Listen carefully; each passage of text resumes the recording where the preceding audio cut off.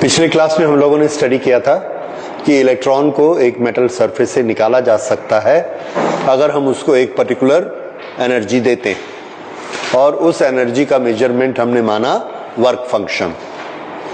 So that was a very small thing. एक electron को metal की सरफेस से निकालना है तो इसको एनर्जी देंगे और एनर्जी देने से ये यहां से निकल जाएगा।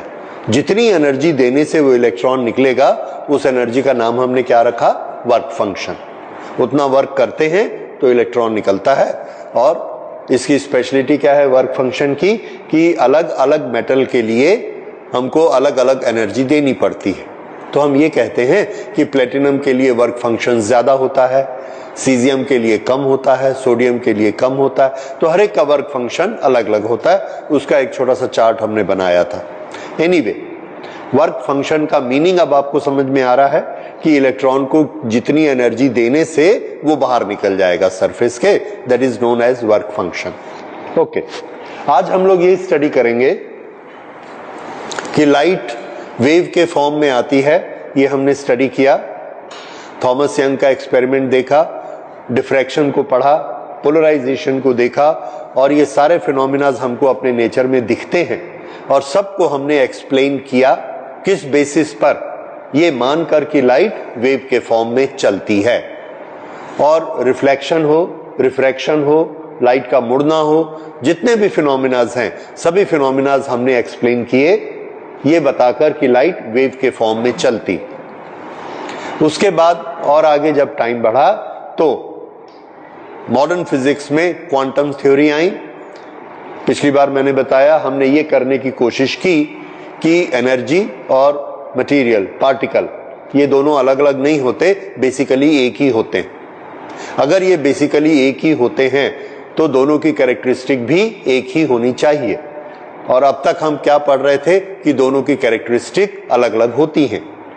वेव्स में वेव लेंथ होती है, वेव्स में वेव फ्रंट होता है, वेव फ्रंट आगे जाता है, वेव लेंथ उसमें होती है, क्रेस्ट और ट्रफ होते हैं, वो वेव का नेचर होता है, सुपरपोजिशंस होते हैं। और मटेरियल नेचर में, पार्टिकल नेचर में, जिसका रिप्रेजेंटेशन इलेक्ट्रॉन है, पार्टिकल हमेशा गोली जैसे स्ट्रेट लाइन में जाते हैं, वेव्स में नहीं जाते, उनके पास वेव फ्रंट नहीं होते, वो स्ट्रेट जाते हैं, उनके पास मोमेंटम होता है और उस मोमेंटम से rate of change of momentum वो फोर्स शो करते हैं, force multiplied by displacement work done करते हैं। ये सब किस में होता है, मटेरियल में। तो दोनों में थोड़ा सा अंतर आपको समझ में आ रहा है। वेव्स के लिए हमने कौन कौन सी क्वांटिटीज स्टडी की है, wavelength, wave front, superposition, interference, ये सब, क्रेस्ट, ट्रफ, ये किसके कैरेक्टरिस्टिक हैं, वेव के। Momentum, force, straight line motion, penetration, ये सब किसके कैरेक्टरिस्टिक हैं, पार्टिकल के, मटेरियल के। ठीक है, ये दोनों को हमने अलग अलग कैटेगराइज किया। अब आइंस्टाइन और बाकी साइंटिस्ट जो थे उन्होंने ये थ्योरीज पुट फॉरवर्ड की कि इस दुनिया में दो चीजें नहीं होती, एक ही चीज होती है। तो जिसको हम मटेरियल कहते हैं या जिसको हम वेव्स कहते हैं, उस वेव के पास, वेव वही चीज है जो मटेरियल है, तो वेव के पास भी वही कैरेक्टरिस्टिक होनी चाहिए जो मटेरियल के पास होती है। और वेव भी एक्चुअली मटेरियल जैसा ही चलता है, पैकेट्स के फॉर्म में चलता है और ये पैकेट एक के बाद एक ऐसे फेंके जाते हैं और जो मटेरियल का कैरेक्टरिस्टिक है वही कैरेक्टरिस्टिक लाइट के पास भी होता है, इलेक्ट्रोमैग्नेटिक वेव के पास भी वही कैरेक्टरिस्टिक होते हैं। लेकिन फिजिक्स में कोई भी चीज सिर्फ बोलने से नहीं मान ली जाती, वो हाइपोथेसिस रहती है जब तक हम उसको लैब में कोई ना कोई प्रूफ नहीं देते। तो वेव थ्योरी के लिए आर्थर यंग के एक्सपेरिमेंट ने प्रूफ दिया था।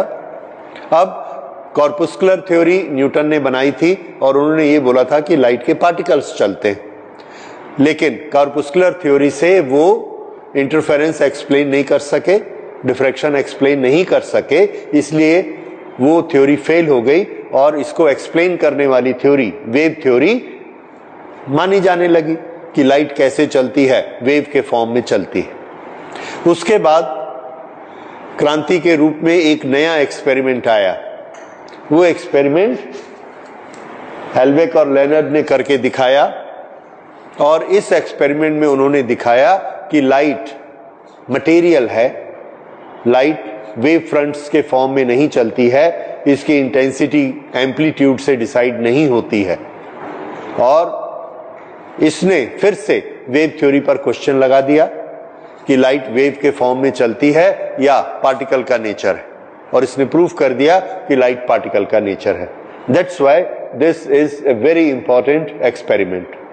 तो क्लास 12th में आप बहुत सारे एक्सपेरिमेंट्स पढ़ रहे हैं और हर एक्सपेरिमेंट इतिहास की दिशा बदल देता है और एक नई थ्योरी सामने लेकर आता है, हमारे पढ़ने की डायरेक्शन ही बदल जाती है। इसी तरह का जो अभी हमने पहले आर्थर यंग का पढ़ा था, उसने बदल दिया, वेव थ्योरी चालू कर दी और सब वेव से पढ़ने लगे। उसके बाद ये एक्सपेरिमेंट आया, ये एक्सपेरिमेंट किया, लैब में दिखाया, सबने देखा और फिर ये बोला गया कि ये जो रिजल्ट आता है ये क्यों आता है बताइए, वेव थ्योरी से एक्सप्लेन करिए। तो वेव थ्योरी इसको एक्सप्लेन नहीं कर सकी। That is importance of this experiment, that this can not be explain by wave theory. It has to be explain by a theory that light moves as particles. Particle के form में light move करती है, उससे हम इसको explain कर सकते हैं। तो पहले हमको ये स्टडी करना है कि ये एक्सपेरिमेंट क्या है और इसमें हमने क्या क्या देखा। उसके लिए कुछ वर्ड्स, कैरेक्टरिस्टिक्स पहले आपको समझनी है। एक चीज है लाइट की फ्रीक्वेंसी। लाइट की फ्रीक्वेंसी बदलने से क्या बदलता है? तो आंसर है लाइट की फ्रीक्वेंसी बदलने से उसका कलर बदलता है। कलर बदलता है, रेड लाइट और ब्लू लाइट दोनों की फ्रीक्वेंसी अलग अलग है। किसकी फ्रीक्वेंसी ज्यादा है? ब्लू की फ्रीक्वेंसी ज्यादा है, और अगर उसकी फ्रीक्वेंसी को और ज्यादा इंक्रीज कर देंगे तो कौन सी लाइट मिलेगी? अल्ट्रावायलेट। उसको और ज्यादा इंक्रीज करेंगे, एक्सरे मिलेगा। ये इलेक्ट्रोमैग्नेटिक वेव का पूरा स्पेक्ट्रम हमने पढ़ा हुआ है। कम करते जाएंगे, रेड सबसे कम, उससे कम फ्रीक्वेंसी इंफ्रारेड, उससे कम हीट, उससे कम रेडियो वेव्स। इस तरह से फ्रीक्वेंसी वेव्स की बदली जा सकती है। अगर हमें कहा जाए कि दो फ्रीक्वेंसी की लाइट लेकर आइए, तो हम एक रेड बल्ब ले आएंगे और एक ब्लू बल्ब ले आएंगे, एक ग्रीन ले आएंगे, येलो ले आएंगे, और सब में श्योरली क्या चीज अलग अलग है? फ्रीक्वेंसी अलग अलग है। तो हम लाइट की अलग अलग फ्रीक्वेंसी दे सकते हैं। क्लियर? दूसरी चीज, हमें अलग अलग इंटेंसिटी की लाइट चाहिए, कैसे दे सकते हैं? तो आंसर है, एक बार हम 40 वॉट का बल्ब जलाएंगे, फिर 100 वॉट का जलाएंगे। 40 वॉट का जलाएंगे तो इंटेंसिटी कम मानी जाएगी, 100 वॉट का जलाएंगे तो इंटेंसिटी ज्यादा मानी जाएगी। तो इंटेंसिटी अलग अलग देने के तरीके हमारे पास हैं। क्या चीज चेंज करेंगे? Power of the source. अगर हमने खिड़की का एक पल्ला खोला है, लाइट अंदर आती है, उसकी कुछ इंटेंसिटी आई है, दो पल्ले खोल देंगे तो इंटेंसिटी 2i हो जाएगी। ये इंटेंसिटी होती है। तो इंटेंसिटी आप समझ गए क्या होती है और फ्रीक्वेंसी क्या होती है। ओके, जो एनर्जी है वो किस से बढ़ती है? इंटेंसिटी से बढ़ती है कि फ्रीक्वेंसी से बढ़ती है? और यहीं पर कैच है। वेव थ्योरी का यह कहना है कि लाइट की इंटेंसिटी कब बढ़ती है? छाया से जब धूप हो जाती है तो वो वेव्स कैसी चेंज होती हैं? ये वाली वेव आ रही है और ये वाली वेव आ रही है, पहली और दूसरी। किसमें छाया होगी, किसमें धूप होगी?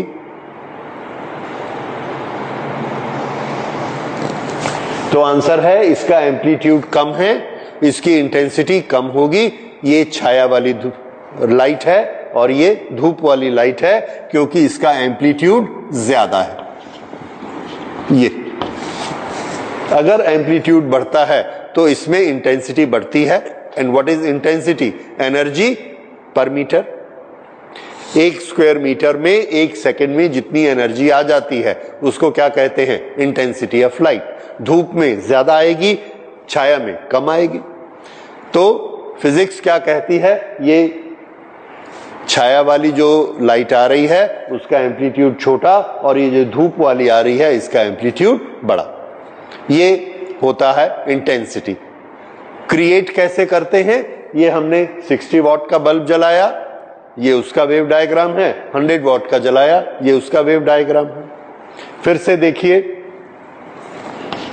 I1, I2, I1 is less than I2। दूसरी चीज जो हमने पहले डिस्कस की,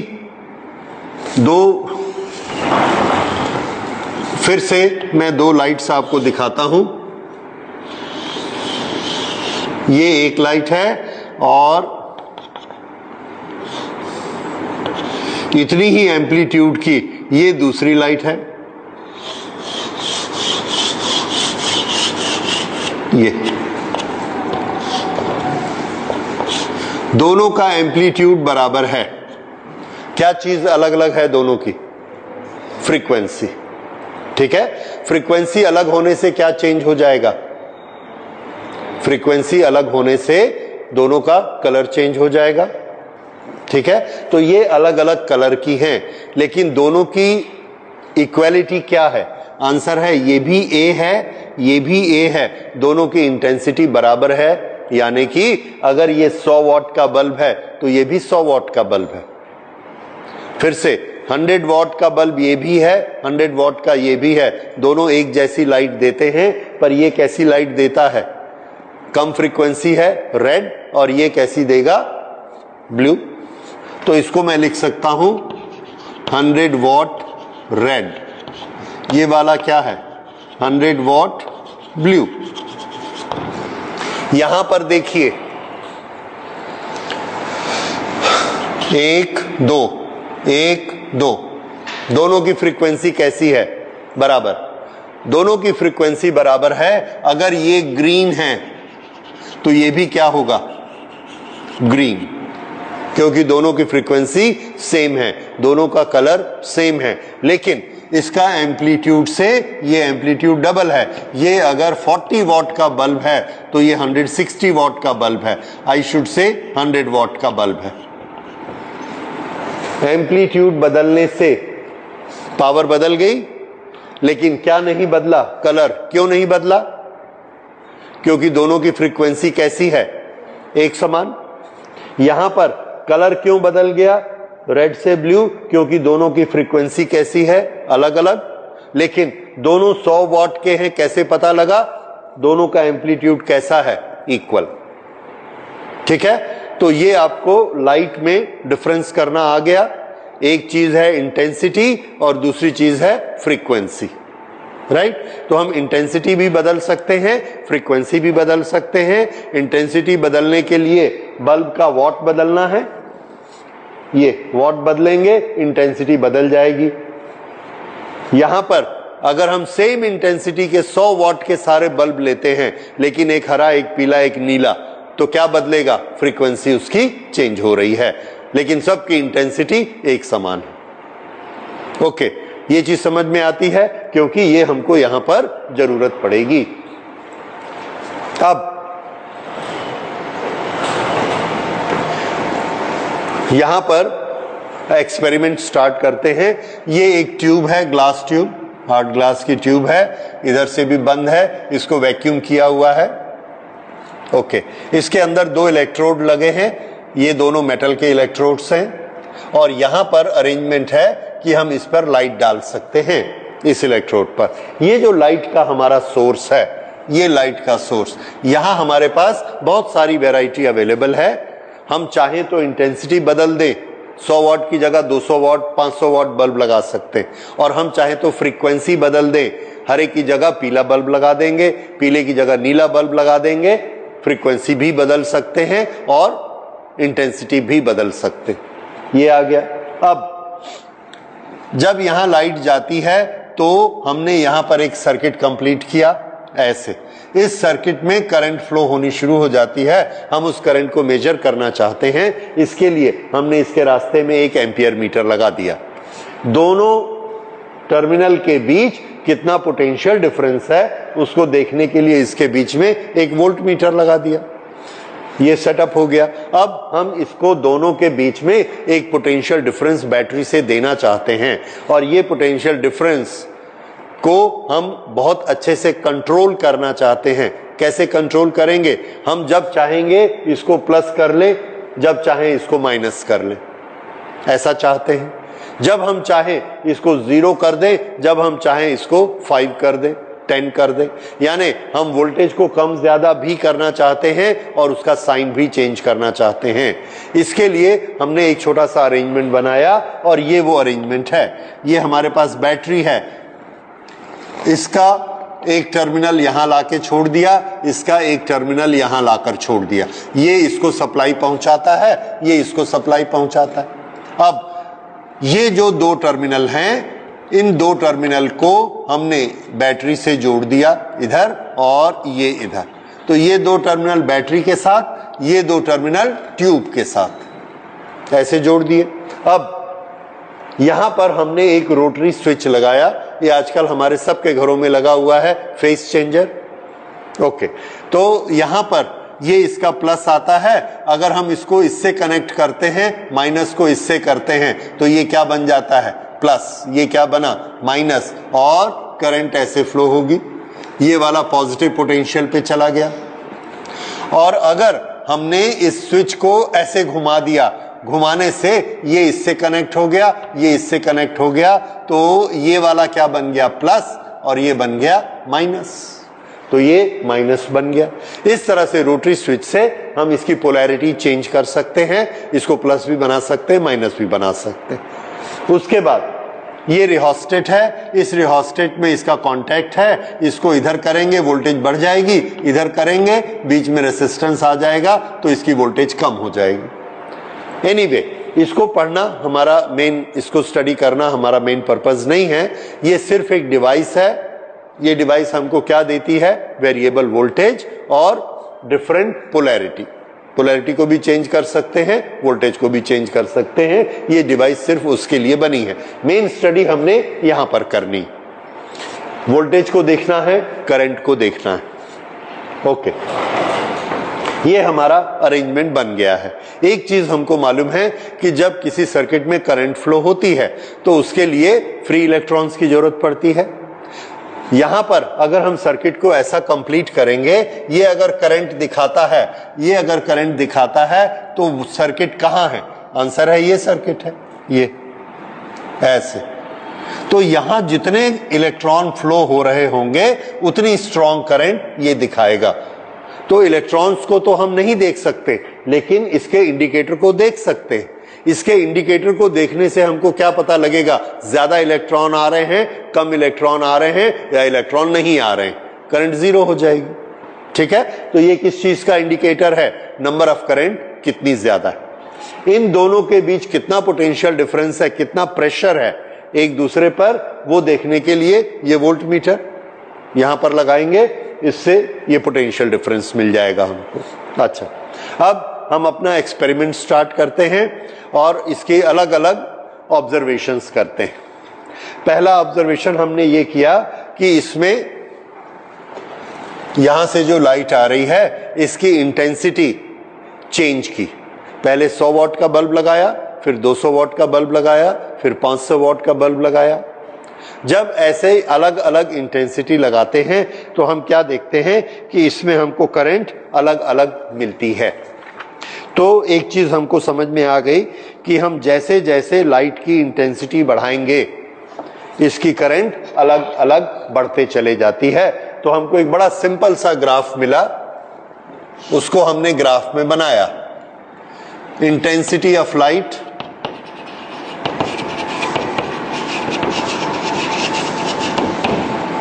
पहले इतनी, फिर इतनी, फिर इतनी, फिर इतनी, ऐसे इंटेंसिटी ऑफ लाइट हमने बढ़ाई और इस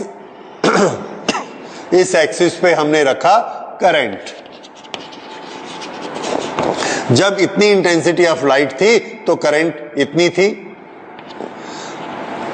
ये पॉइंट मिला हमको। जब इतनी इंटेंसिटी थी तो करंट बढ़ के इतनी हो गई, ये पॉइंट मिला। जब इतनी इंटेंसिटी थी तो करंट इतनी थी, ये पॉइंट मिला, और हमको ये ग्राफ मिल गया।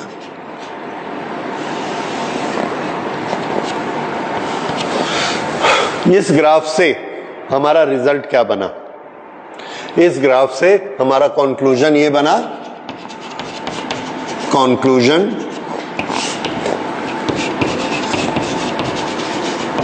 Intensity increase, current increase. It is a very simple conclusion. Okay, तो ये हमारा पहला कंक्लूजन था। ओके, दूसरा, ये सिंपल। अब हमने अपने एक्सपेरिमेंट को थोड़ा और चेंज किया, एडवांस किया। इन दोनों के बीच अभी तक हमने पोटेंशियल नहीं लगाया था, अब हमने शुरू किया इन दोनों के बीच भी पोटेंशियल को चेंज करना। इसको हम पहले प्लस करेंगे, फिर इसको माइनस करेंगे। प्लस करके फिर से हमने टैबुलेट किया, और टैबुलेट करके हमेशा जब हम एक्सपेरिमेंट करते हैं तो वोल्टेज और करंट इन दोनों की रीडिंग लेते जाते हैं। इसको चेंज करने का तरीका क्या है? यहां से।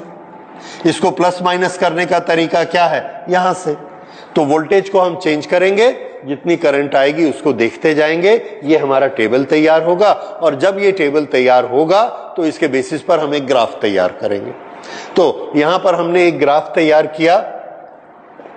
इस ग्राफ में हमने वेरिएशन किसके किए?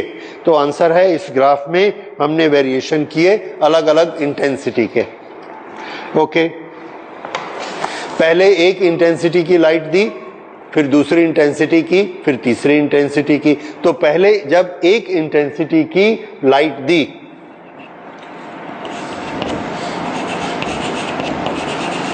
इंटेंसिटी 1, ये इंटेंसिटी 1 की लाइट हम दे रहे हैं, इसमें करंट को देखा कितना है। तो यहां पर हम उसका ग्राफ बनाते हैं। इस ग्राफ में एक्स एक्सिस पर हम देंगे वोल्ट या potential difference between the two voltage. ये यहां पर हम देते हैं करंट। करंट को एम्पियर लिख लेते हैं ताकि इंटेंसिटी के साथ उसका कॉन्फ्लिक्ट मत हो। एम्पियर, ओके, यहां करंट एम्पियर। अब इधर ध्यान दीजिए, हमने यहां पर लाइट डाली, इसकी वोल्टेज 0 रखी, इसमें से कुछ इलेक्ट्रॉन निकलते हैं, इसका वर्क फंक्शन ज्यादा होगा, उस एनर्जी के कारण इलेक्ट्रॉन निकले और इसमें करंट फ्लो होनी शुरू हुई। हमने देखा कि वो जो करंट है इतनी है, ये तो ये निशान लगा लिया। वोल्टेज कितना? 0। हमने क्या किया, अब इसमें थोड़ा सा प्लस वोल्टेज दे दिया, प्लस। इसको जब प्लस दिया तो इसने यहां से इलेक्ट्रॉन को खींचना शुरू किया। पहले यहां जितने इलेक्ट्रॉन पैदा हो रहे थे उसमें से कुछ इलेक्ट्रॉन यहां पहुंच रहे थे। जब ये पॉजिटिव यहां पर आया तो उसने और इलेक्ट्रॉन्स को भी खींच लिया। फिर से सुनिए, यहां मान लीजिए 100 इलेक्ट्रॉन निकल रहे थे, लेकिन सिर्फ 50 के पास इतनी एनर्जी थी कि वो यहां तक जा पाते, वो गए। तो करंट हमारी कितनी आ गई? 50 इलेक्ट्रॉन की करंट आ गई। जब हम इसको प्लस देते हैं तो ये क्या करता है? 10 और खींच लेता है, तो करंट कितनी हो जाएगी? 60। फिर हमने इसकी वोल्टेज बढ़ाई, करंट और बढ़ गई 80। फिर हमने इसकी वोल्टेज बढ़ाई, करंट और बढ़ गई 100। फिर से हमने इसकी वोल्टेज बढ़ाई, अब करंट नहीं बढ़ी। फिर से 100 और वोल्टेज बढ़ाई, तब भी 100। क्यों? क्योंकि आपको याद होगा इसमें से निकले कितने थे? 100। तो 100 में से सिर्फ 50 यहां पहुंच पा रहे थे, बाकी 50 नहीं पहुंच पा रहे थे क्योंकि उनके पास एनर्जी कम थी। ये प्लस देने से उनको और एनर्जी मिली, एक पुल मिला, वो भी यहां चले गए, लेकिन है तो टोटल 100, तो 50 को आप 50 को 60, 80, 100 कर सकते हैं, 100 से ज्यादा नहीं, क्योंकि यहां टोटल 100 हैं। अब हम वोल्टेज बढ़ाते हैं तो 100 ही जाते हैं और करंट फिक्स हो गई। ऐसी करंट को क्या कहते हैं? Saturated current. तो करंट सैचुरेट हो जाती है। ग्राफ में ये चीज कैसे दिखती है? वोल्टेज को हम प्लस बढ़ाए, ये करंट थोड़ी सी बढ़ गई, और प्लस बढ़ाए और बढ़ गई, और प्लस बढ़ाए और बढ़ गई, और प्लस बढ़ाए नहीं बढ़ी, और प्लस किए नहीं बढ़ी, नहीं बढ़ी, और ये करंट हमको ऐसे मिल गई। यहां पर ये सैचुरेट हो गई। ठीक है, तो ये इसका ग्राफ बना। अब दूसरी चीज, अगली चीज देखिए, 0 वोल्ट पर इसकी करंट इतनी थी, 0 से हम पैसे प्लस करते चले गए, यहां पर सैचुरेट हो गई करंट। अब हमने क्या किया? इसको माइनस करना शुरू किया। जैसे ही हम इसको माइनस करेंगे क्या होगा? उस 50 में से अगर 10 के पास कम एनर्जी है तो इसके माइनस से वो रिपेल होके रुक जाएंगे, सिर्फ 40 पहुंच पाएंगे। और हमने माइनस कर दिया तो उसने और इलेक्ट्रॉन्स को रिपेल किया, इलेक्ट्रॉन्स ऐसा बढ़ना चाहते थे, माइनस ने रिपेल किया, रुक गए। तो अब कितने पहुंचेंगे? 20। और माइनस किया 10, और माइनस वोल्टेज कर दिया, 0 हो गए, करंट बंद हो गई। तो माइनस पोटेंशियल देने का इफेक्ट क्या होता है? करंट धीरे धीरे कम हो जाती है। उसको हमने ग्राफ में दिखाया, वोल्टेज माइनस वोल्टेज दिया, करंट कम हो गई, और माइनस दिया और कम हो गई, और माइनस दिया और कम हो गई, और ऐसा होते होते होते ये आ गई 0। ठीक है, तो ये क्या बन गया? वोल्टेज करंट का ग्राफ। ठीक है, ये वोल्टेज करंट का एक ग्राफ बना।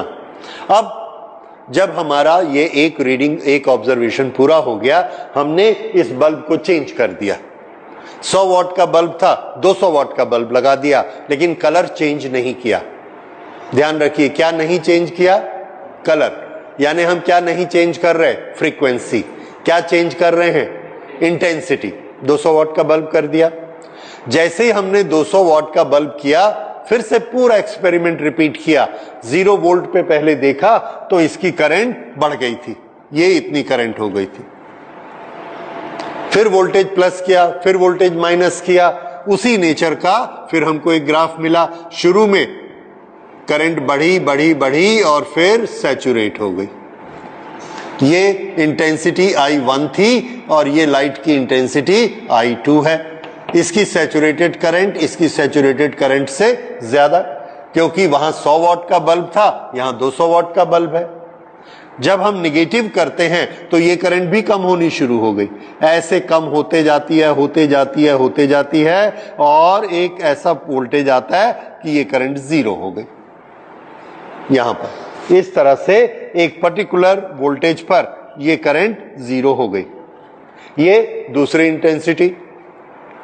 अब हमने क्या देखा कि 0 करने वाली वोल्टेज जो पहली इंटेंसिटी के लिए थी, दूसरी के लिए भी वही है। ओके, अब हमने तीसरा बल्ब लगाया 500 वॉट का। 500 वॉट का बल्ब जैसे ही स्टार्ट किया, शुरू में इसके 0 वोल्ट पर उसकी करंट इतनी ज्यादा, फिर हमने इसको प्लस किया तो ये करंट ऐसे बढ़ी, बढ़ते बढ़ते सैचुरेट हो गई। कम किया तो कम करने से ये कम होते गई, होते गई, होते गई, और ठीक उसी माइनस वोल्टेज पे जाके वो भी 0 हो गई। ये इस तरह से हमको ये ग्राफ मिलते हैं। तो ये ग्राफ किसका है? करंट और वोल्टेज का ग्राफ है, पर हम क्या चेंज कर रहे हैं और क्या नहीं चेंज कर रहे उसका ध्यान दीजिए। क्या चीज हम चेंज कर रहे हैं? 100 वॉट, 200 वॉट, 500 वॉट। क्या चेंज हुआ? Intensity of light. तीनों बार हमने येलो रंग लिया है। क्या नहीं चेंज हुआ? फ्रीक्वेंसी। ठीक है, तो इसके लिए आप याद रखेंगे, frequency not changed, I intensity changed. तो ये ग्राफ हमको मिलता है। इस ग्राफ में हम एक चीज देखते हैं कि एक पर्टिकुलर वोल्टेज हमको मिलती है, वो जब निगेटिव वोल्टेज हम इसको देते हैं तो इलेक्ट्रॉन का आना बंद हो जाता है। और इस बात को सब समझिए, अगर हमारा बल्ब 100 वॉट का है या 200 वॉट का है या 500 वॉट का है, कोई फर्क नहीं पड़ता। माइनस वोल्टेज जो हम देते हैं वो एक ही वोल्टेज तीनों को रोक सकती है। ठीक है, पहले इसका नाम रख लेते हैं। जिस वोल्टेज पर आकर करंट स्टॉप हो जाती है उस वोल्टेज को हम बोलेंगे स्टॉपिंग पोटेंशियल। क्या नाम दिया इसका? Stopping potential.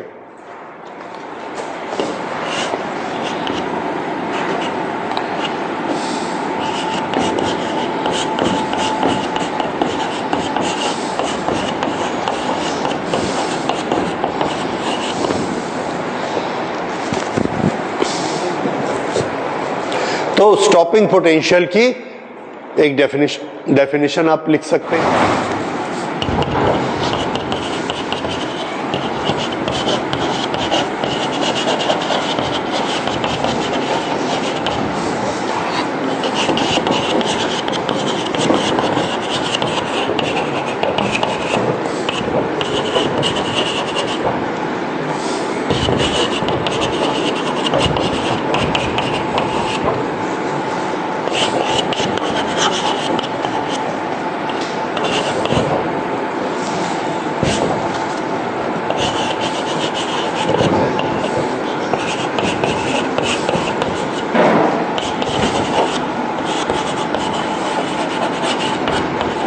Just stops the current. इसको जब हम माइनस देते हैं, -2, -3, -4, -5.5 दिया, करंट रुक गई। तो -5.6 पर भी करंट रुकी है, -6 पर भी करंट रुकी है, लेकिन स्टॉपिंग पोटेंशियल कौन सा माना जाएगा? ठीक जिस समय करंट रुकी, minimum value. So when given to positive plate just stops the current। अब ये एक नेगेटिव पोटेंशियल होता है, पर हम लोग इसके सामने माइनस नहीं लगाते, हम लोग ये मानकर ही चलते हैं कि वो क्या है? नेगेटिव, इसलिए हमने उसकी डेफिनेशन में नेगेटिव लिख लिया। अब अगर मैं बोलूंगा कि एक पर्टिकुलर केस में नेगेटिव पोटेंशियल 4 वोल्ट है, तो हम सब समझ जाएंगे कि वो 4 वोल्ट कैसा है? माइनस।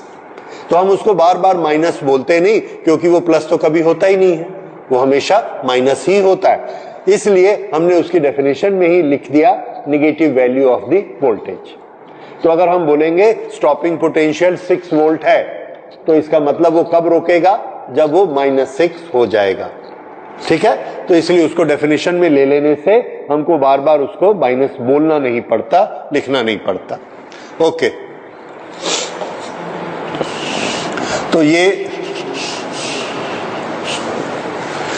एक्सपेरिमेंट का एक पार्ट हमने देखा। अब इस पार्ट से हमको कंक्लूजन निकालना है। क्या पता लगता है इससे? इससे ये पता लगता है कि इंटेंसिटी ऑफ लाइट अगर हम चेंज करते हैं तो करंट अलग अलग हो सकती है, लेकिन स्टॉपिंग पोटेंशियल हर इंटेंसिटी के लिए सेम है। हर इंटेंसिटी के लिए स्टॉपिंग पोटेंशियल सेम है। और इन तीनों लाइट में क्या चीज सेम थी? फ्रीक्वेंसी। तीनों में क्या चीज सेम थी? फ्रीक्वेंसी। तीनों में करंट अलग अलग हुई, क्या चीज सेम है? Stopping potential. ये समझ में आ गया? फिर से लाइट के बारे में बताइए, क्या चीजें अलग हैं और क्या चीज सेम है? इंटेंसिटी अलग है, फ्रीक्वेंसी सेम है। करंट और वोल्टेज के बारे में बताइए, इंटेंसिटी बढ़ने से करंट बढ़ती है, लेकिन तीनों करंट के लिए क्या चीज सेम है? Stopping potential. लाइट में क्या चीज सेम है? फ्रीक्वेंसी। इधर क्या चीज सेम है? Stopping potential. तीनों के लिए, तीनों में अलग अलग क्या है? इंटेंसिटी। और तीनों में प्रैक्टिकल में क्या अलग है? करंट। तो जब लाइट की इंटेंसिटी बदलती है, करंट बदलती है। लाइट की फ्रीक्वेंसी नहीं बदलती, स्टॉपिंग पोटेंशियल नहीं बदलता। कुछ कनेक्शन समझ में आ रहा है? स्टॉपिंग पोटेंशियल किसके साथ कनेक्ट है? फ्रीक्वेंसी के साथ। ओके, तो इससे हमने एक रिजल्ट निकाला, नोट करिए इसका रिजल्ट या कंक्लूजन।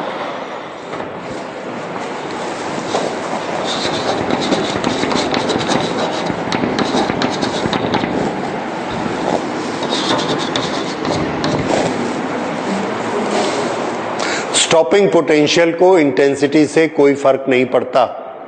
हमने 1000 वॉट का बल्ब भी लगा के देख लिया, स्टॉपिंग पोटेंशियल उतना ही रहता है। शर्त क्या है? कलर नहीं बदलना चाहिए, फ्रीक्वेंसी नहीं बदलनी चाहिए। ओके, अब इसके बाद हमने इस एक्सपेरिमेंट को दोबारा किया। दोबारा करके अब हमने तरीका बदला। पिछली बार हमने कलर एक ही रखा था, फ्रीक्वेंसी। अब हम फ्रीक्वेंसी चेंज करते हैं और फिर से इस एक्सपेरिमेंट को करते हैं। फिर से हमने टैबुलेट किया।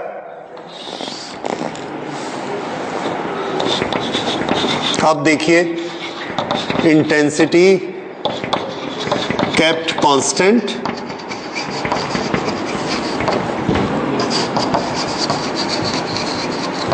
Frequency is changed. ये हम कैसे कर सकते हैं? अब तो आप मुझे बता सकते हो कैसे कर सकते हैं। इंटेंसिटी इज केप्ट कांस्टेंट, यानी सभी बल्ब कैसे रहेंगे? एक ही वॉट के रहेंगे। सब हमने 200 वॉट के ले लिए। फ्रीक्वेंसी बदलनी है तो हरा नीला पीला ऐसा ले लिया, फ्रीक्वेंसी बदल जाएगी। ठीक है, ओके। ये जब हम करते हैं और यही एक्सपेरिमेंट करते हैं, लाइट को बार बार बदलते हैं, ये यहां से लाइट को बदलते हैं और वोल्टेज और करंट को नोट करते जाते हैं। नोट करने के बाद उसका ग्राफ बनाते हैं। तो उसका जब हम ग्राफ बनाते हैं तो देखिए वो ग्राफ हमें कैसा मिलता है। ये ग्राफ हमने बनाया, वही तरीका है ग्राफ बनाने का। 0 वोल्ट ग्राफ बना, एक बल्ब लगाया, प्लस वोल्टेज दिया, माइनस वोल्टेज दिया, और इसको कम किया तो निगेटिव वोल्टेज करने से करंट कम होते गई, होते होते होते ये यहां पर जाकर हमको मिल गया स्टॉपिंग पोटेंशियल। ये स्टॉपिंग पोटेंशियल V0 मिला। ये हमने जो इंटेंसिटी ऑफ लाइट दी थी, that was a particular intensity I1। ठीक, ये हमने 200 वॉट वाले से, लेकिन सारे बल्ब तो 200 वॉट है। अब हमने क्या किया? फ्रीक्वेंसी बदल दी। जैसे पहले अगर येलो से किया था तो अब ग्रीन से करने लगे। ग्रीन से जब हमने स्टार्ट किया, 0 वोल्टेज पे जैसे ही 200 वॉट का बल्ब जलाया, इतनी करंट आ गई। ये थोड़ी सी ज्यादा पर ज्यादा आई, क्योंकि हमने कलर बदला। अब वोल्टेज को प्लस बढ़ाना शुरू किया। जैसे ही प्लस वोल्टेज बढ़ाना शुरू करते हैं तो हम क्या देखते हैं कि इसकी करंट बढ़ते जाती है, बढ़ते बढ़ते बढ़ते ये इतनी हो गई, सैचुरेशन करंट उतनी ही हो गई। ठीक है, फिर हमने वोल्टेज को माइनस करना शुरू किया। वोल्टेज को माइनस किया तो करंट कम होनी शुरू हो गई, और ये कम होते गई ऐसे। ये इस वोल्टेज पे जाके करंट 0 नहीं हुई, इस वोल्टेज पर जाकर 0 हुई। क्या चीज हम चेंज कर रहे हैं और क्या चीज कांस्टेंट रख रहे हैं? Intensity constant. क्या चीज चेंज कर रहे हैं? फ्रीक्वेंसी। अगर ये येलो था तो ये ग्रीन है। उसके बाद हमने तीसरा बल्ब लिया, ब्लू। ये भी 200 वॉट का है, और इससे एक्सपेरिमेंट स्टार्ट किया, ब्लू। थोड़ी देर में देखा कि ये ऐसे गया और ये भी सैचुरेट हो गई। फिर इसको कम किया, ये ऐसे आया और यहां पर जाकर इसकी वोल्टेज, इसकी करंट 0 हुई।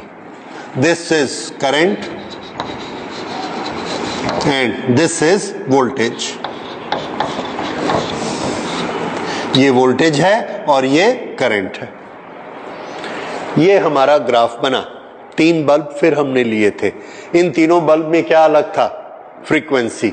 ये है फ्रीक्वेंसी ν1, ये फ्रीक्वेंसी ν2, और ये वाली फ्रीक्वेंसी ν3, जिसमें ν3 बड़ी फ्रीक्वेंसी है, ν2 उससे छोटी है और ν1 उससे छोटी। तो ये हमारा ग्राफ इसका बनता है। ठीक है, ग्राफ बना लीजिए, फिर इसको डिस्कस करते हैं कि इसमें क्या हमको समझ में आया।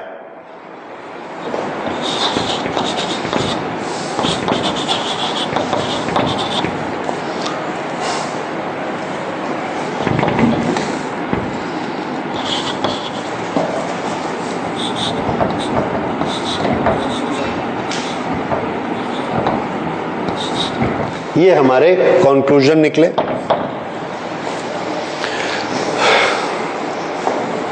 अब ये वाले कंक्लूजन और जो फर्स्ट पार्ट के कंक्लूजन, इन दोनों को एक साथ पढ़कर देखिए और बताइए करंट किससे रिलेटेड है और फ्रीक्वेंसी किससे रिलेटेड है। देखा कि जब हम इंटेंसिटी बदलते हैं, इंटेंसिटी 100 वॉट से 200 वॉट करते हैं, तो क्या चीज बदल जाती है? इंटेंसिटी बदली, सैचुरेशन करंट बढ़ गई। यहां पर हमने इंटेंसिटी नहीं बदली, सारे बल्ब 200 वॉट के ही हैं, तो हम क्या देखते? सैचुरेशन करंट सबकी एक समान ही है। तो क्या डिसाइड हुआ? इंटेंसिटी करंट को अफेक्ट करती है, या करंट किस पर डिपेंड करती है? इंटेंसिटी पे। करंट कैसे बनती है? करंट का फॉर्मूला आपको मालूम है, I is equal to NeAVD। ये क्या चीज है? Number of electrons. तो अगर करंट सबके लिए सेम है, तो इसका मतलब नंबर ऑफ इलेक्ट्रॉन सबके लिए सेम है। तो नंबर ऑफ इलेक्ट्रॉन्स किस पर डिपेंड कर रहे हैं? इंटेंसिटी पर डिपेंड कर रहे हैं। ठीक। दूसरा, अब हम इस पर आते हैं। यहां पर इस पर्टिकुलर केस में इंटेंसिटी अलग अलग थी, बल्ब का रंग एक ही था, फ्रीक्वेंसी एक ही था, सबका स्टॉपिंग पोटेंशियल सेम था। जैसे ही हम फ्रीक्वेंसी अलग अलग करते हैं, क्या देखते हैं? स्टॉपिंग पोटेंशियल अलग अलग हो जाते। अब स्टॉपिंग पोटेंशियल का मतलब क्या होता है? पोटेंशियल क्या होता है? पोटेंशियल की डेफिनेशन आपको याद है, potential is work done on a unit charge. ठीक है ना, फंडामेंटल डेफिनेशन जो है। तो पोटेंशियल बेसिकली क्या चीज है? Work done. बेसिकली क्या चीज है? एनर्जी। तो ये हमको बताता है कि एक इलेक्ट्रॉन पर हमको कितना वर्क करना पड़ता है, ये उसका पोटेंशियल होता है।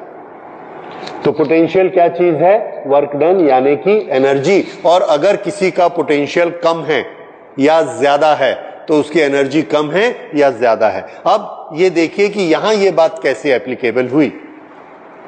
जब हमने ये वाला एक पर्टिकुलर कलर लगाया था, लेट अस से येलो कलर, तो इतना पोटेंशियल आया और करंट जीरो हो गई। करंट जीरो कैसे होती है, इसको समझिए। यहां से इस प्लेट से 100 इलेक्ट्रॉन निकल रहे हैं, यहां जा रहे हैं। यहां पर पोटेंशियल जीरो है। जब हम यहां पर माइनस पोटेंशियल देते हैं, तो यहां वाले चार्ज का पोटेंशियल एनर्जी कितनी हो जाएगी? थोड़ा सा एनर्जी के साथ मैं इसे रिलेट कर रहा हूं इस तरह से कि यहां से जो इलेक्ट्रॉन निकल कर जाएगा, ये नेगेटिव इलेक्ट्रॉन, यहां नेगेटिव प्लेट से जो इलेक्ट्रॉन निकल के जाएगा, उसके पास एक काइनेटिक एनर्जी होगी। कितनी काइनेटिक एनर्जी होती है? Half mv²। उस एनर्जी के कारण वो दौड़कर ऐसे चला जाता है। यहां पर अगर हम उसको नेगेटिव एनर्जी दे दें, नेगेटिव एनर्जी दे दें ताकि दोनों का सम जीरो हो जाए, तो वो नहीं दौड़ पाएगा। फिर से समझिए, यहां इसके पास काइनेटिक एनर्जी है 100 जूल, तो ये 100 जूल से ऐसे जाता है, या इलेक्ट्रॉन वोल्ट कहते हैं। इसके पास 100 इलेक्ट्रॉन वोल्ट है और ये ऐसे दौड़ के चला जाता है। अब यहां पर मैंने माइनस पोटेंशियल दिया, -10 दिया, इसके पास चार्ज है। माइनस पोटेंशियल इसको एक निगेटिव पोटेंशियल एनर्जी बनाकर देता है। यहां पर एक निगेटिव पोटेंशियल एनर्जी बन गई। वो निगेटिव पोटेंशियल एनर्जी कब बनती है? जब यहां पर माइनस है, इलेक्ट्रॉन का चार्ज भी माइनस है, ये इसको रिपेल कर रहा है, तो ये जो एनर्जी बनी ये इसको आगे नहीं आने देती और ये नेगेटिव पोटेंशियल एनर्जी मान लो बनी 40। इसके पास काइनेटिक एनर्जी थी 100, इसने नेगेटिव एनर्जी यहां पर बनाई -40, तो इसके पास एनर्जी कितनी बची? 60। उस 60 एनर्जी से ये जाता है, यहां स्ट्राइक कर देता है। उसके बाद हमने इसका वोल्टेज बढ़ा दिया और इसका वोल्टेज बढ़ाकर -20 कर दिया। अब इसके पास एनर्जी बन गई -80। अगर इसकी एनर्जी -80 हो गई, इसके पास काइनेटिक एनर्जी थी 100, अब कितनी एनर्जी बची? 20। उस 20 एनर्जी से ये धीरे से चल के आता है, यहां पहुंच जाता है और जिस इलेक्ट्रॉन के पास सिर्फ 80 एनर्जी थी वो तो वहीं रुक जाएगा -80 के कारण। थोड़े से इलेक्ट्रॉन जिनके पास 80 से ज्यादा एनर्जी थी वो चलकर आते हैं, हम देखते हैं करंट कम हो गई। क्यों? 80 से कम एनर्जी वाले सारे इलेक्ट्रॉन रुक चुके। अब हमने इसका पोटेंशियल बढ़ा दिया और अब ये इसको एनर्जी देता है -100। अगर ये इसको -100 एनर्जी देता है और इसके पास चलने के लिए +100 एनर्जी थी, तो इसके पास टोटल एनर्जी कितनी हो गई? 0। उस 0 एनर्जी के कारण अब ये नहीं चल पाता है और करंट हमको क्या दिखाई देती है? 0।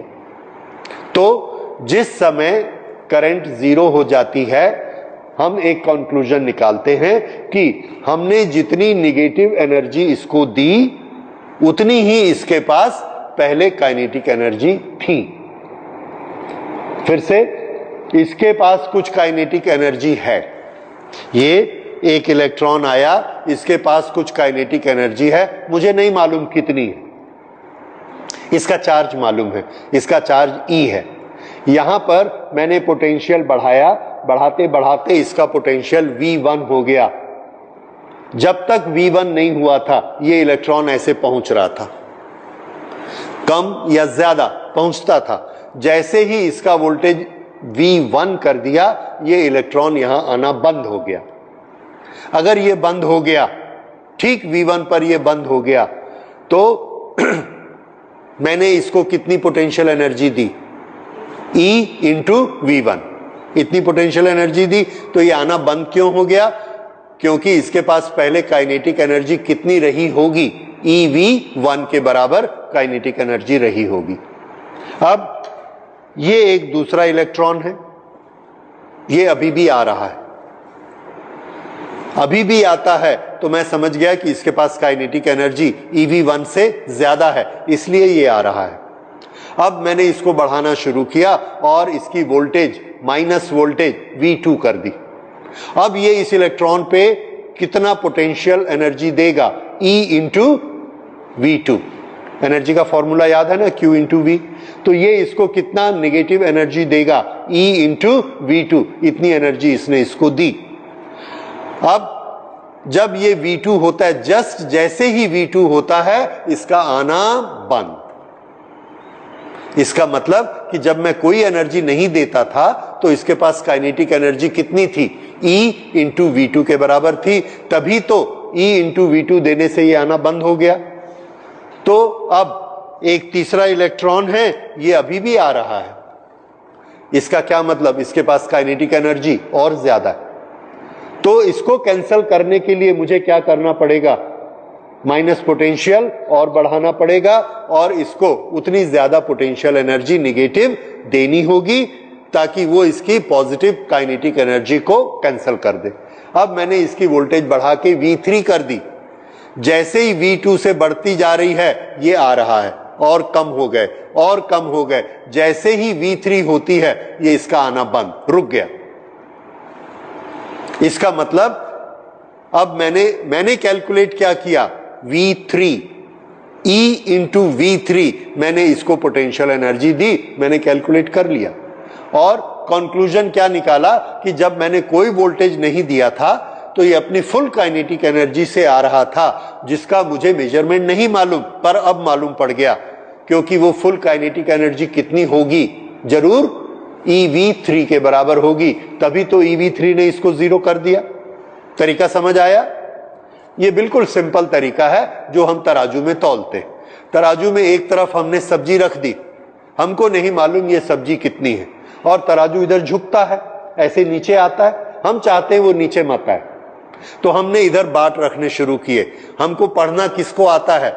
बाट को पढ़ना आता है, सब्जी को पढ़ना नहीं आता कि उसका कितना वेट है। हम बाट को पढ़ते जाते, पढ़ते पढ़ते 500 ग्राम, 1 किलो, जैसे ही 1.5 किलो रखते हैं ये नीचे आना बंद हो गया। तो ये सब्जी कितनी? 1.5 किलो।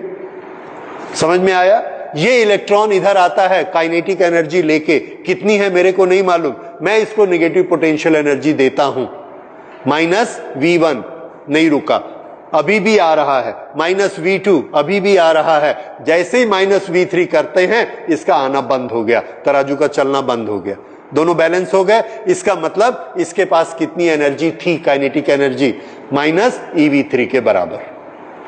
अब ये बताइए, ये जो तीनों इलेक्ट्रॉन थे किसके पास एनर्जी ज्यादा थी? जिसको रोकने में ज्यादा पोटेंशियल लगा, V2 कम पोटेंशियल लगा, जरूर इसके पास कम काइनेटिक एनर्जी थी। इसको लगाने के लिए सबसे कम वोल्टेज लगा, इसके पास सबसे कम काइनेटिक एनर्जी थी। तो काइनेटिक एनर्जी का मेजरमेंट किस पर डिपेंड होने लगा? किससे हमको पता लगने लगा? स्टॉपिंग पोटेंशियल से। तो स्टॉपिंग पोटेंशियल हमको क्या इंफॉर्मेशन देता है? तो आंसर है, स्टॉपिंग पोटेंशियल हमको ये इंफॉर्मेशन देता है कि इस मेटल से निकल के जो इलेक्ट्रॉन आ रहा है उसके पास कितनी एनर्जी है, काइनेटिक एनर्जी कितनी है। ये कंक्लूजन बड़ा इंपॉर्टेंट कंक्लूजन है जो आपकी समझ में आना चाहिए। आई होप एवरीबॉडी अंडरस्टैंड कि स्टॉपिंग पोटेंशियल किस चीज का मेजरमेंट हमको देता है? Kinetic energy which is there with the electron. अगर एक इलेक्ट्रॉन आ रहा है उसको मैं -5 वोल्ट से रोक देता हूं, दूसरा इलेक्ट्रॉन भी यहां से आ रहा है दूसरे एक्सपेरिमेंट में, उसको भी -5 वोल्ट से वो भी रुक जाता है, तो मैं क्या कहूंगा? दोनों के पास काइनेटिक एनर्जी कैसी है? सेम। समझ आया? अब अगर वोल्टेज अलग अलग मुझे देनी पड़ती है तब मैं क्या कहूंगा कि उनके पास क्या अलग अलग है? काइनेटिक एनर्जी उनके पास अलग अलग थी। ये कंक्लूजन समझ में आ गया। इसको एक लाइन नोट कर लेते हैं, फिर मैं इसका इंप्लीकेशन बताता हूं कि इसको हम क्यों पढ़ रहे हैं। Stopping potential electron, photo electron किसको बोलते हैं? जो वहां लाइट पड़ने से निकला।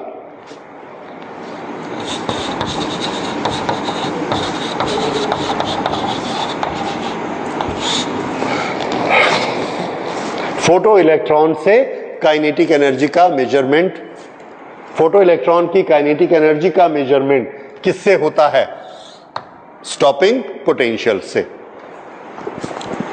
कितनी काइनेटिक एनर्जी उसके पास होती है?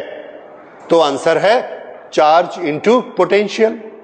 इलेक्ट्रॉन का चार्ज E होता है और स्टॉपिंग पोटेंशियल हमने V0 लगाया, उस समय हमने उसको कितनी एनर्जी दी?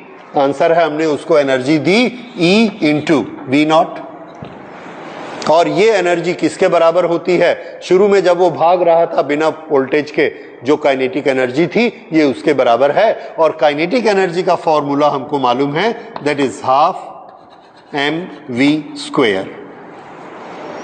तो kinetic energy of electron ½ mv² is equal to EV0। अब एक चीज और, ये स्टॉपिंग पोटेंशियल पर करंट 0 हो जाती है तो लास्ट वाला इलेक्ट्रॉन भी रुक जाता है। अब लास्ट वाला इलेक्ट्रॉन और फर्स्ट वाला इलेक्ट्रॉन, इसमें क्या डिफरेंस है? थोड़ा सा इस चीज को और बारीकी से समझिए।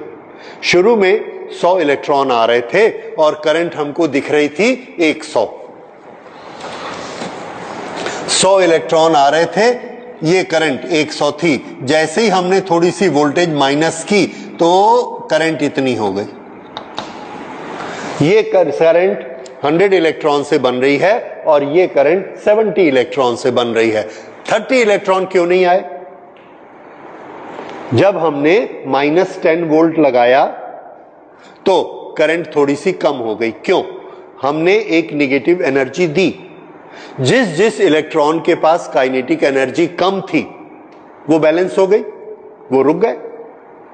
लेकिन जिसके पास ज्यादा काइनेटिक एनर्जी थी वो अभी भी आ गए। उसके लिए हमको और माइनस बढ़ाना पड़ा। तो यहां से इतने इलेक्ट्रॉन ऐसे आ रहे हैं, हमने अपना बैरियर ऐसा कर दिया तो ये नीचे वाले इलेक्ट्रॉन नहीं आए, ये ज्यादा एनर्जी वाले इलेक्ट्रॉन आ गए। अब हमने अपना बैरियर ऐसा कर दिया, इतने सारे इलेक्ट्रॉन रुक गए, इतने से आए, करंट कम हो गई। अब हमने अपना बैरियर ऐसा किया, लास्ट में जाके जब करंट जीरो हुई तो ये हमारा लेवल किसके बराबर है? मैक्सिमम एनर्जी वाले इलेक्ट्रॉन के बराबर है। ये बात समझ में आ गई है? तो जब हम EV0 एनर्जी बोलते हैं, EV0, ये वाली एनर्जी V0 क्या है? वो वाला पोटेंशियल जब करंट कितनी हो जाती है? जीरो। करंट क्या हो गई? जीरो। इसका मतलब कि ये जो एनर्जी है काइनेटिक एनर्जी, क्या सब इलेक्ट्रॉन के पास इतनी काइनेटिक एनर्जी थी या सिर्फ ऊपर वाले के पास इतनी काइनेटिक एनर्जी है? बताइए। सिर्फ ऊपर वाले के पास। क्यों? क्योंकि आधे तो पहले ही बंद हो गए थे, लोअर वोल्टेज पर ही बंद हो गए थे। फिर से इसको मैं विद नंबर एग्जांपल देता हूं। -10 वोल्ट करने से पूरी करंट बंद हो जाती है। -1 वोल्ट किया, थोड़ी सी करंट कम हो गई। -1 वोल्ट किया हमने, ये करंट थोड़ी सी कम हो गई। इतने सारी करंट, ये सारे इलेक्ट्रॉन रुक गए। क्यों रुक गए? उनकी काइनेटिक एनर्जी कम रही होगी, जो कि -EV0 से जीरो हो गई। उसके बाद हमने और वोल्टेज बढ़ाई और करंट कम हो गई, दूसरे इलेक्ट्रॉन भी रुक गए, उनकी काइनेटिक एनर्जी भी सेटल हो गई, बराबर बैलेंस हो गई। ऐसा करते करते करते लास्ट जो सबसे ज्यादा एनर्जी वाला इलेक्ट्रॉन था, उसको रोकने के लिए हमको कितना पोटेंशियल देना पड़ा? स्टॉपिंग पोटेंशियल देना पड़ा, मैक्सिमम वैल्यू। ये तब जाकर ये वाली करंट भी जीरो हुई। तो ये जो काइनेटिक एनर्जी हमने कैलकुलेट की, ये काइनेटिक एनर्जी एक उस इलेक्ट्रॉन की एनर्जी है जिसके पास मैक्सिमम काइनेटिक एनर्जी थी। इसलिए हम इस फॉर्मूले को लिखते हैं KE मैक्स। तो kinetic energy maximum is equal to EV0। ये मैक्सिमम काइनेटिक एनर्जी का फॉर्मूला। किसकी maximum kinetic energy? Photo electron की। तो फोटो इलेक्ट्रॉन की मैक्सिमम काइनेटिक एनर्जी को कैसे मेजर कर सकते हैं? स्टॉपिंग पोटेंशियल से। ये एक चीज समझ में आई सबको? अब एक स्टेप आगे, शांति से एक एक स्टेप समझते जाइए। इलेक्ट्रॉन की काइनेटिक एनर्जी किस पर डिपेंड करती है? इंटेंसिटी पे कि स्टॉपिंग पोटेंशियल पे? स्टॉपिंग पोटेंशियल पे। ये हमको मालूम है, उसका रिश्ता स्टॉपिंग पोटेंशियल से है। क्योंकि यहां पर जब हमने इंटेंसिटी बदली थी तो वर्क डन, एनर्जी नहीं बदला। यानी स्टॉपिंग पोटेंशियल इंटेंसिटी बदलने से नहीं बदलता है। स्टॉपिंग पोटेंशियल किसको बदलने से बदल रहा है? स्टॉपिंग पोटेंशियल फ्रीक्वेंसी को बदलने से बदल रहा है, ν1, ν2, ν3। अच्छा, अब स्टॉपिंग पोटेंशियल हमको क्या देता है? काइनेटिक एनर्जी देता है। तो अब इस क्वेश्चन को मैं आगे बढ़ाता हूं। इलेक्ट्रॉन की काइनेटिक एनर्जी किसका फंक्शन है? किसके कारण बदलती है? क्या इंटेंसिटी बदलने से बदलती है या फ्रीक्वेंसी बदलने से बदलती है? कौन? Kinetic energy. काइनेटिक एनर्जी का फॉर्मूले में कौन आया? V0। तो जब मैं पूछता हूं काइनेटिक एनर्जी बदलती है तो उसका मतलब V0 बदलता है। तो काइनेटिक एनर्जी बदलती है किसके बदलने से? फ्रीक्वेंसी के बदलने से काइनेटिक एनर्जी बदलती है या इंटेंसिटी के बदलने से काइनेटिक एनर्जी बदलती है? क्या दिखा? फ्रीक्वेंसी के बदलने से काइनेटिक एनर्जी बदलती है। एक्सपेरिमेंट ने बताया हमको। ये बात समझ में आई? तो हमने याद कर लिया इसका कंक्लूजन कि इलेक्ट्रॉन की काइनेटिक एनर्जी किस पर डिपेंड करती है, इंटेंसिटी पर या फ्रीक्वेंसी पर? फ्रीक्वेंसी पर, फ्रीक्वेंसी ऑफ द लाइट। ये हमारे इस एक्सपेरिमेंट ने हमको दिखाया। ये बात समझ में आई कि हमने क्या देखा कि काइनेटिक एनर्जी अलग अलग है और उसका मेजरमेंट कौन है? Stopping potential. और स्टॉपिंग पोटेंशियल कब बदलता है? जब हम कलर बदलते हैं, फ्रीक्वेंसी बदलते हैं। लेकिन जब हम अपने बल्ब को 100 वाट, 200 वाट, 500 वाट करते जाते हैं, 1000 वाट कर देते हैं, तब भी स्टॉपिंग पोटेंशियल वही रहता है, यानी काइनेटिक एनर्जी वही रहती है। तो इंटेंसिटी बदलने से निकलने वाले फोटो इलेक्ट्रॉन की काइनेटिक एनर्जी नहीं बदलती, सिर्फ किससे बदलती है? फ्रीक्वेंसी से। ओके, फ्रीक्वेंसी से बदलती है, अच्छी बात है। इंटेंसिटी से नहीं बदलती है, ये अच्छी बात नहीं है। क्यों? क्योंकि अभी तक वेव थ्योरी में हम क्या पढ़ते आए हैं कि एनर्जी, इंटेंसिटी की डेफिनेशन क्या है? एनर्जी। अगर हम इंटेंसिटी बढ़ा रहे हैं तो एनर्जी बढ़नी चाहिए कि नहीं बढ़नी चाहिए? बढ़नी चाहिए। यहां बढ़ी क्या? नहीं बढ़ी। जबकि वेव थ्योरी क्या कहती है? इंटेंसिटी बढ़ाओ, एनर्जी बढ़ेगी। यहां हमने इंटेंसिटी बढ़ाया, एनर्जी नहीं बढ़ी। तो वेव थ्योरी, अब ये हमने करके दिखाया और फिर वेव थ्योरी वालों को पूछा कि भाई बताओ एनर्जी क्यों नहीं बढ़ी इंटेंसिटी बढ़ाने से? अगर नहीं बढ़ी तो रिजल्ट क्या निकला? दैट इंटेंसिटी और energy is not a function of intensity. Energy is not a function of intensity, और इंटेंसिटी किससे बनती है? एम्पलीट्यूड से। So energy is not A amplitude, not a function of amplitude. ये एक बहुत बड़ी बात थी, वेव थ्योरी पूरी की पूरी फेल हो गई। लेकिन ये तो हाथ कंगन को आरसी क्या, ये तो दिख रहा है, एक्सपेरिमेंट दिख रहा है कि ऐसा हो रहा है कि एनर्जी किसका फंक्शन बन गई है? फ्रीक्वेंसी का। ओके, तो इस तरह से ये हमने प्रूफ किया that energy is a function of frequency. ये एक चीज हो गई। अच्छा, ये हमारे दो कंक्लूजन हो गए। अब इसके बाद एक तीसरा conclusion, and that was very important conclusion, उसको अब हम स्टडी करते हैं, and that is known as threshold frequency.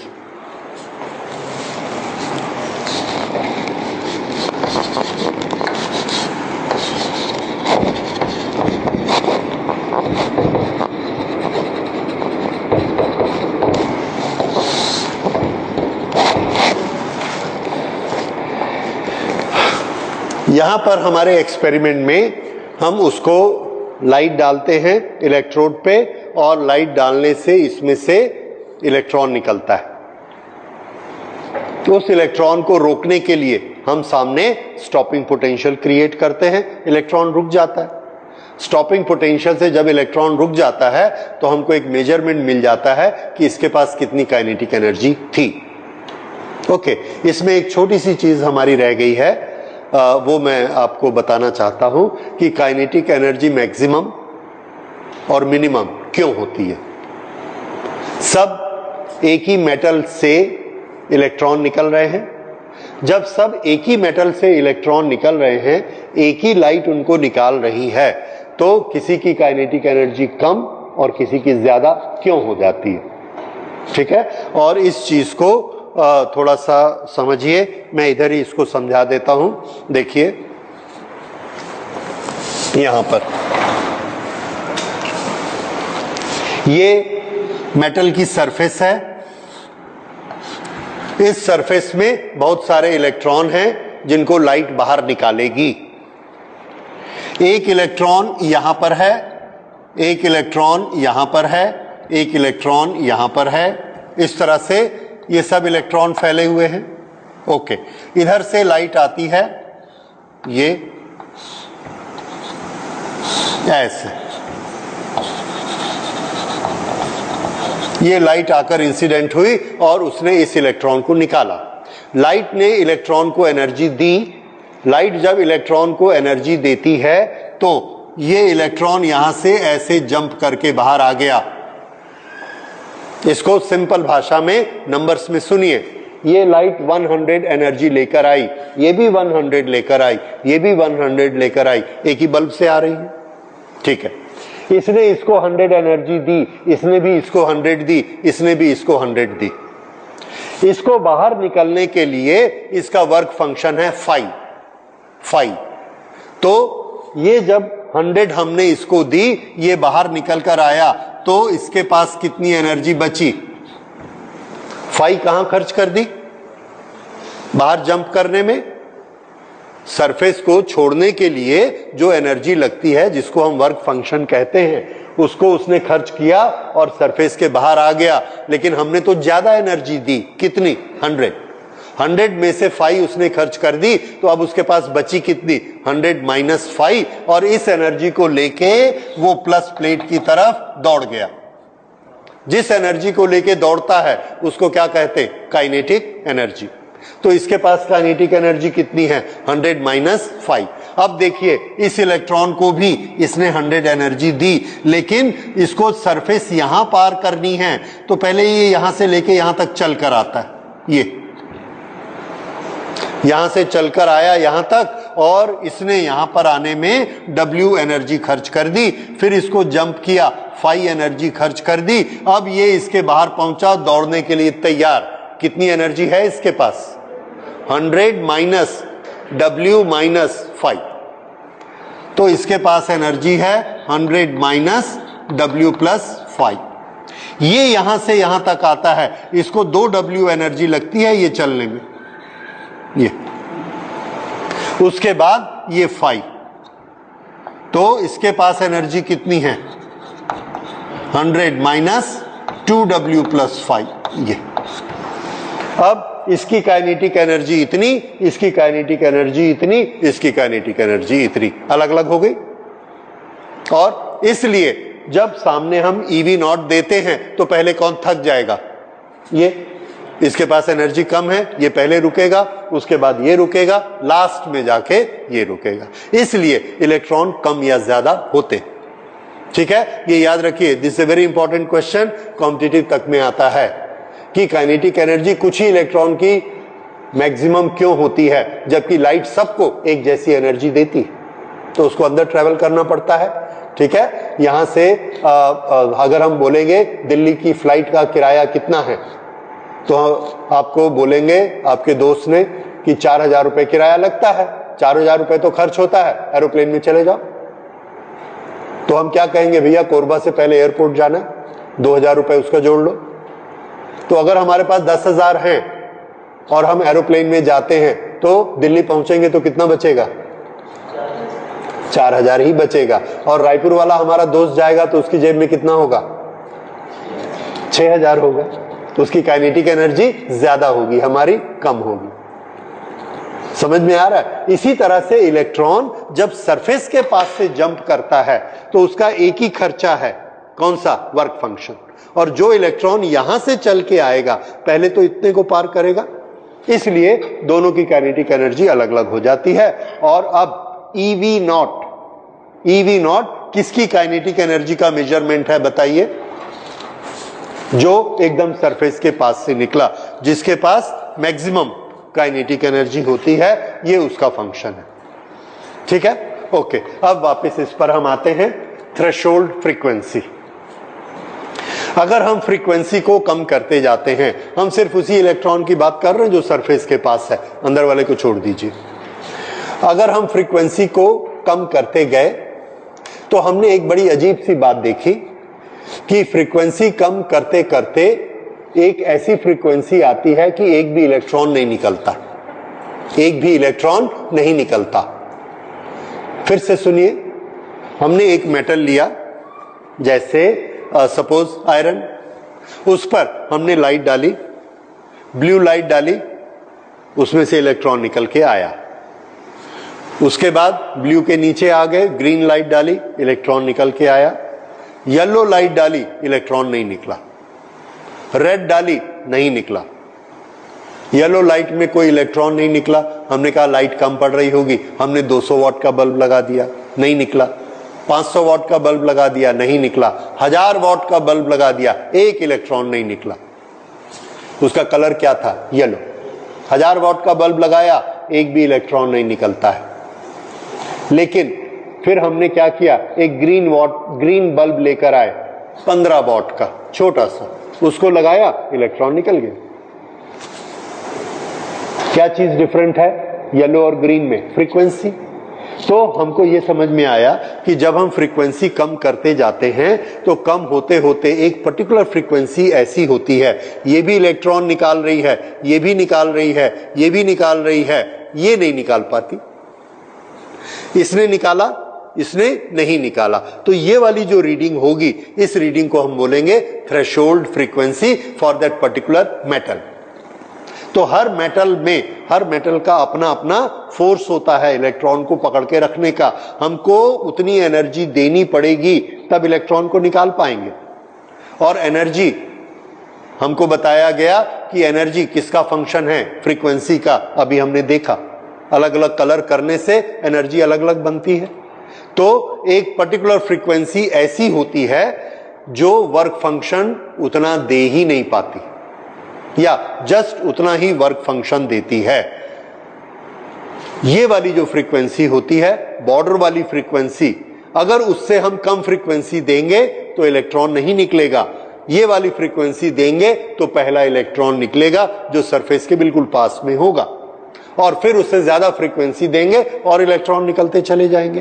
तो ये जो मिनिमम वैल्यू ऑफ फ्रीक्वेंसी होती है, इस फ्रीक्वेंसी को हम कहते हैं थ्रेशोल्ड फ्रीक्वेंसी। थ्रेशोल्ड मतलब किनारे की। तो ये फ्रीक्वेंसी भी निकाल सकती है, ये भी निकाल सकती है, ये भी निकालती है, ये नहीं निकालती। तो ये क्या हो गई? Threshold frequency. यानी ये सब निकालेंगी, ये उसके किनारे की फ्रीक्वेंसी है, इसके नीचे फ्रीक्वेंसी नहीं निकाल पाएगी। तो नोट करिए, threshold frequency is the minimum frequency. ये मेटल टू मेटल चेंज होती है, इसलिए हम ये शब्द लगाएंगे threshold frequency for a metal is, बनाया न्यू नॉट। ठीक है, this is different for different metals. क्यों? हर मेटल से हमने देखा पिछली क्लास में वर्क फंक्शन अलग अलग होता है। अगर हमको सोडियम से निकालना है तो कम एनर्जी चाहिए, उसकी फ्रीक्वेंसी हमको कम लगती है, थ्रेशोल्ड फ्रीक्वेंसी। अब प्लैंक ने हमको ये बताया कि जो भी वेव आती है उसकी फ्रीक्वेंसी के अनुसार उसमें एनर्जी होती है। तो देयरफॉर वर्क फंक्शन क्या है? वो मिनिमम एनर्जी जो इलेक्ट्रॉन को निकालने के लिए चाहिए। न्यू नॉट क्या है? वो मिनिमम फ्रीक्वेंसी जो इलेक्ट्रॉन को निकाल सकती है। तो न्यू नॉट जिसकी फ्रीक्वेंसी होगी, उस लाइट के पास कितनी एनर्जी होगी? h into new naught. ये प्लैंक्स फॉर्मूला है। इसका ये मतलब है कि वर्क फंक्शन किसके बराबर होता है? h न्यू नॉट के बराबर। इसलिए हम इक्वेशन लिख सकते हैं phi naught work function is equal to h nu naught. This is threshold frequency.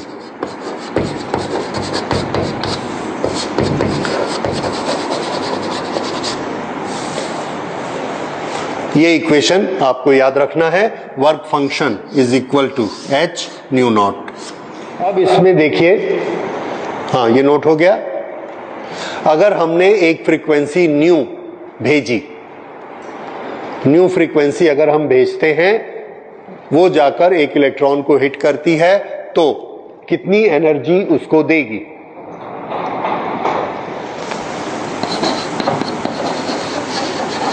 Energy given by light, energy given by light h new. Light, ये लाइट कैसी है? Frequency new. और ये फ्रीक्वेंसी कैसी है? थ्रेशोल्ड फ्रीक्वेंसी से ज्यादा है। क्योंकि अगर ये कम है तो ये तो इलेक्ट्रॉन को निकाल ही नहीं पाएगी। तो ये मानकर ही चलते हैं कि ये एनर्जी कैसी है, frequency more than threshold frequency. तो ये कितनी एनर्जी देती है इलेक्ट्रॉन को, एच न्यू। उसको सरफेस से जंप करने के लिए कितनी चाहिए, H nu not.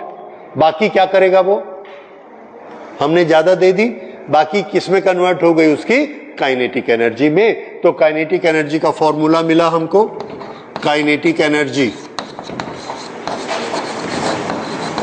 Is equal to h nu minus h nu naught. ये इसको पहले एक दूसरे फॉर्म में लिखते हैं, h nu total energy minus work function, ये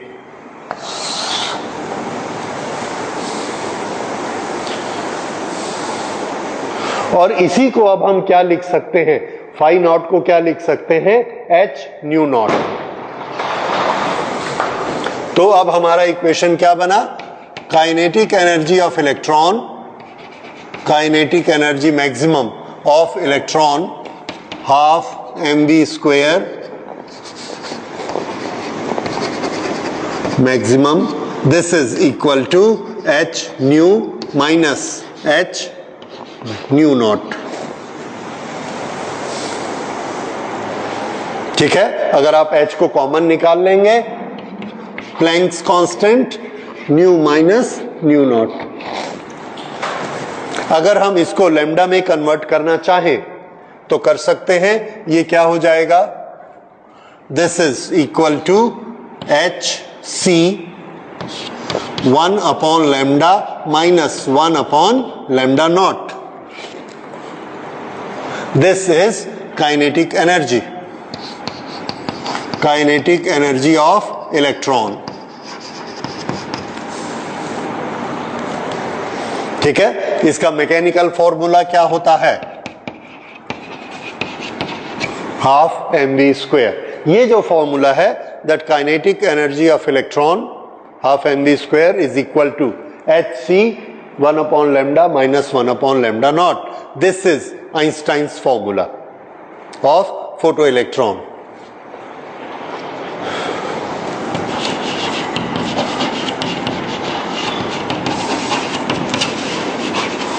इसमें ये लैम्डा नॉट क्या है, वही है न्यू नॉट क्या था, थ्रेशोल्ड फ्रीक्वेंसी। तो इसको क्या बोलेंगे, threshold wavelength.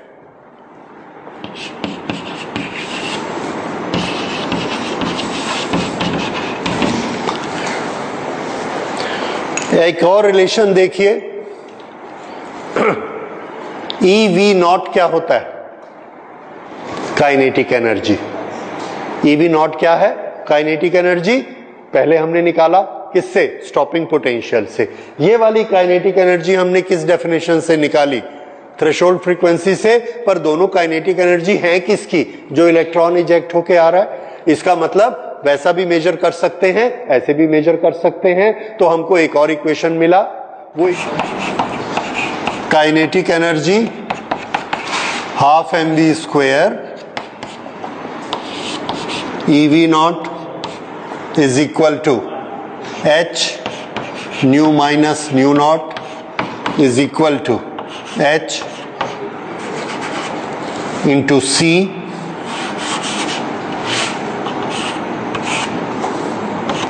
1 upon lambda minus 1 upon lambda not. ये this is photo electric equation, kinetic energy of one electron which is ejected due to light। ठीक है, ये उसकी काइनेटिक एनर्जी होगी, जो भी इलेक्ट्रॉन लाइट पड़ने से निकलता है। और लाइट पड़ने से निकलने की कंडीशन क्या है कि फ्रीक्वेंसी कैसी होनी चाहिए, मोर देन दी थ्रेशोल्ड फ्रीक्वेंसी, तभी इलेक्ट्रॉन निकलेगा, नहीं तो नहीं निकलेगा। So this is Einstein's equation, ये याद रखिए।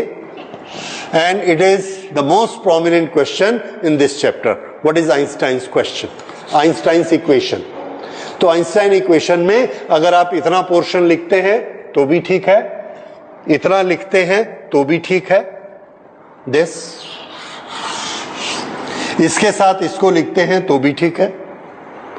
तो एक तरफ आपको EV नॉट लिखना है और एक तरफ वो लिखना है। ये क्या चीज है? Stopping potential. न्यू क्या चीज है? Frequency of the incident light. New not क्या है? Threshold frequency. समझ में आया? What is H? Planck's constant. C velocity of light. और जब ये इलेक्ट्रॉन दौड़ेगा तो उसके पास कुछ वेलोसिटी होगी, ये है वो वेलोसिटी, और ये क्या है? Mass of the electron. और ये वैल्यू किसके लिए है? मैक्सिमम। उस इलेक्ट्रॉन की काइनेटिक एनर्जी जिसके पास मैक्सिमम काइनेटिक एनर्जी है। ठीक है?